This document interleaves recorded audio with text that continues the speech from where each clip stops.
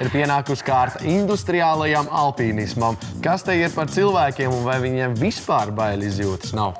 Skatāmies. Turpinam apskatīt profesijas, kādas tad mums Latvijā ir, un šodien interesanta lieta. Proti, industriālais alpīnisms, un arī divi džeki, čau, Rolis un Jānis, kur mums šodien izrādīs visu, kas tad ir industriālais alpīnisms. Bet, droši vien, ka sāksim jau ne jau kā mājā, bet ar to, kas ir treniņi, vai ne? Jā. Labi, tad iesim skatīties, kā notiek treniņi, un aizbrauksim arī uz vienu būvobjektu, kur apstīsimies, ko tad jūs, varbūt, ja izdomājat, varat strādāt. Principā, reku, viena kāja, tur iekšā vēl te. Jā. Otra kāja tur.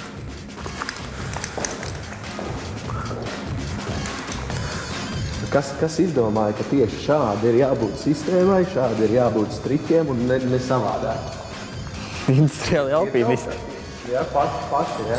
Principā tas jau ir ar gadiem. Sākumā jau viņš ir visam vienkārši.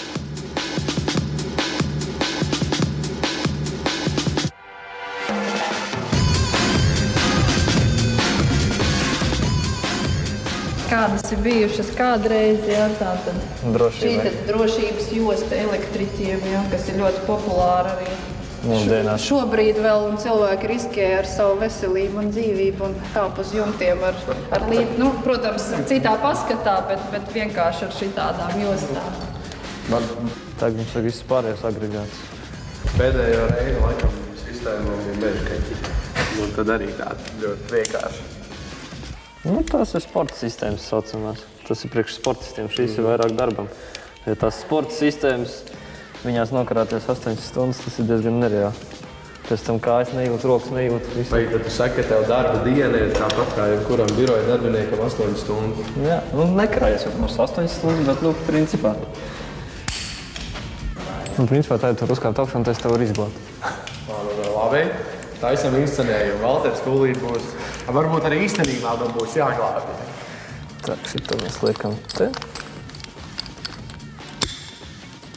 Cik bieži tev ir sanācis kādi kolēģi varbūt glābt? Pašlaik vēl par laimi nevienu. Bet, mācībās diezgan bieži. Te liec kāja iekšā. Vienalga, kur? Jā, nav kur ātrāk. Man laikam labāk kāja bišķi.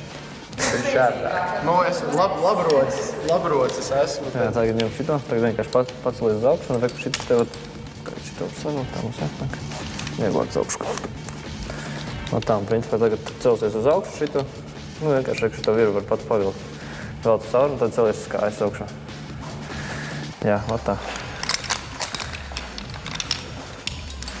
Tagad iekaries. Atlaid kāju vaļā.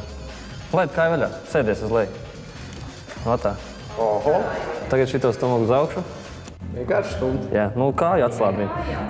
Tā ir interesanti. Tagad atkal uz augšu. Jā.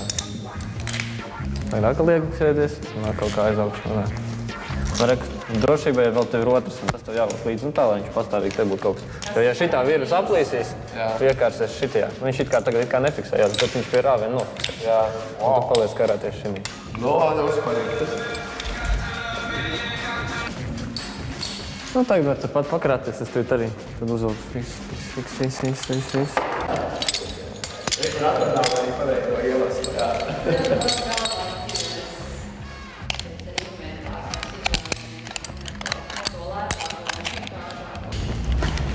Jā. Tā, tagad man jātiek pie viņa klāt ir, principā. Principā es esmu glābjamais, jo man ir es varu nekur netiek. Tu, piemēram, ir vēl augstu. Kā būtu lejā? Izglābt. Un glābt mēs viņu pēc visiem drošības noteikumiem. Cik tev ilgi jau mācījies, lai zinātu jau visu pēc kārtas ideāli, kas kā jādara, kāpēc? Šeit? Jā. Nedēļu. Nedēļu tikai? Pārējais ir no pieredzes pēc tam jau.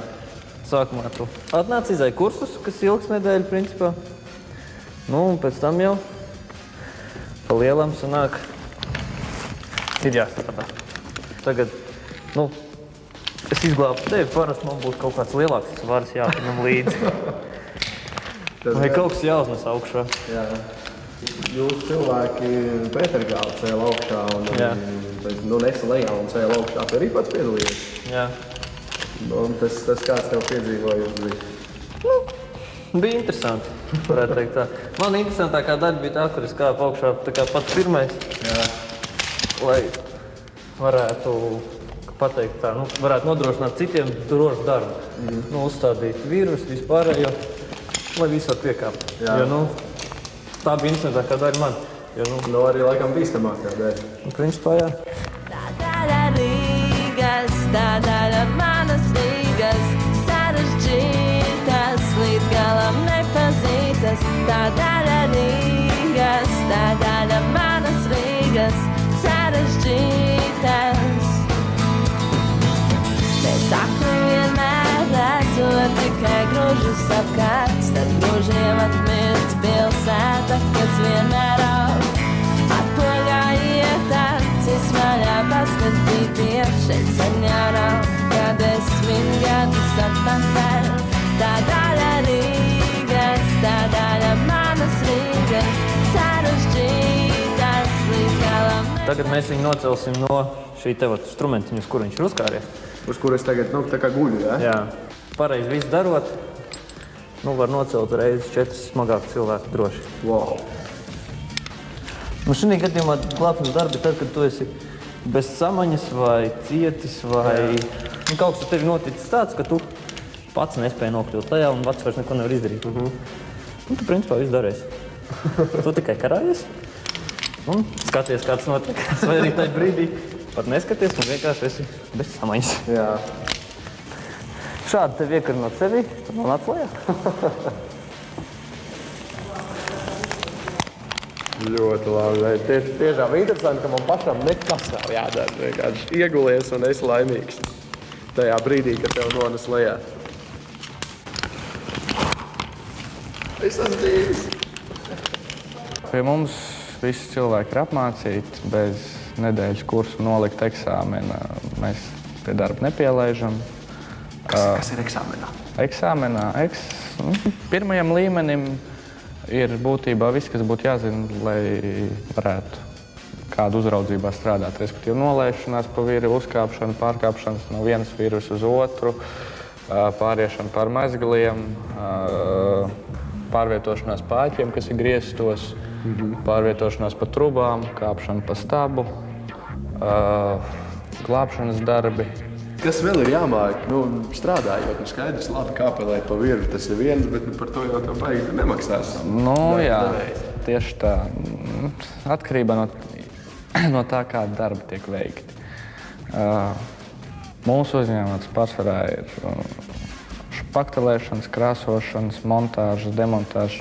Būtībā mums ir viss, kas ir augstumā, un līdz to ir cilvēki, kas kaut ko labāk māk, ir cilvēki, kas kaut ko sliktāk māk, un izējot no tā, mēs arī viņus, sadalām uz objektiem. Ko tu saki par tiem cilvēkiem, kuri kā drošību izmanto vienu striķi galu pie skursteņa, otru striķi galu ap vidukli un ejam strādāt? Ja cilvēki vinnējuši savu dzīvi loterijā un uzskata, ka tas ir normāli, viņi to droši var darīt.